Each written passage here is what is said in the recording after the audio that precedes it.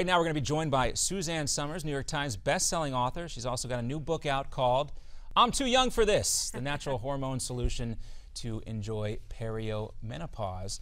Well, Suzanne, it's great to talk to you again, and of course, obviously, I won't have to directly deal with the effects of perimenopause, but it's important for everybody in the house to understand why this is so important to make a happy household, I think you can say. Talk to us about your inspiration for writing this book. Because there's a new way to age, and that's essentially what all my books are about, is how do you age well when we're under the greatest environmental assault in the history of humanity. And several books ago, I measure my life in how many books I've written, I looked at the present paradigm of aging, and it's not something any of us look forward to. It's decrepit, it's frail, it's usually, you know, plagued with Alzheimer's or heart disease or cancer or all three, and then that inevitable last stop at the nursing home, and I thought, no wonder no one wants to get old. What if we could make aging aspirational? And I realized for the last 20 years that I have been restoring what I've lost in the aging process with natural bioidentical hormones. And bioidentical means biologically identical to the human hormone, an exact replica of what our bodies made or make some of still, but not enough to ensure quality of life. So technology is great. Technology has figured out how to extend life. We're all going to live 90, 100, the future is say 110, 120, but nobody has thought about quality of life in that second half. And so what I write about is quality of life. How do you keep your juice, keep your edge, keep your brain, keep your bones, and how do you not end up in a nursing home? How do you not end up with these diseases? And you have to start early if you have the opportunity. So that's why I talked about perimenopause, but it's really, I think of all my books on hormones, and I've lost count of how many I've written, this is probably the most comprehensive because I know more with each book, and the science advances with each book. So it's a real handbook, and you can't go to your doctor for it. Suzanne, I enjoyed reading your book over the weekend. Which is a consortium of doctors, you know, who understand bioidentical hormone replacement. So if you go to your regular doctor who hasn't learned anything about it, you're going to get ridiculed or poo-pooed. So Suzanne, you talk about aging. I should be the one leading the charge.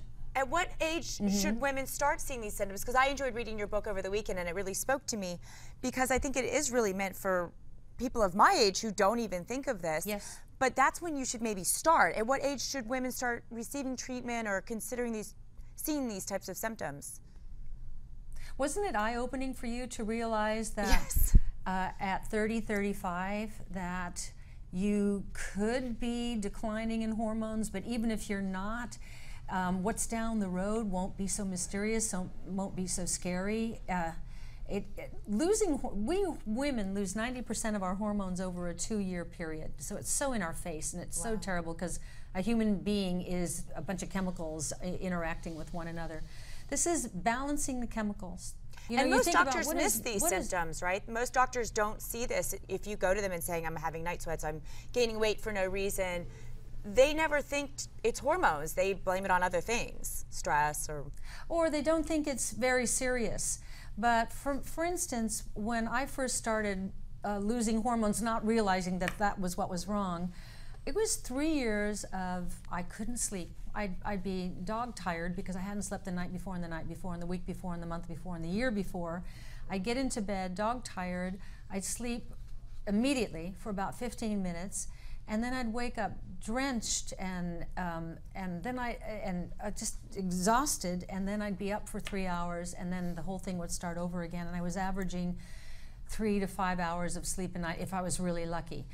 If you're not sleeping, that's a game changer. Sleep is when everything, all the repair work happens in your body. So if I was your age, if I knew then what I know now, I would verse myself in this. I would learn what the language of these symptoms are. To make it funny, I called it the 7 dwarves of menopause or perimenopause: itchy, bitchy, sleepy, sweaty, bloated, forgetful, and all dried up. And Not any fun. one of those is a language. We'll talk a little bit more Suzanne, we'll talk a little bit more about the 7 dwarfs when we come up. A lot more to get to here on this subject, perimenopause. Right. We got to step away for a short commercial break. We're going to continue the conversation with Suzanne Somers, talk about her new book, I'm Too Young for This, the Natural Hormone Solution to Enjoy Perimenopause. More to come here on America's Forum right after this.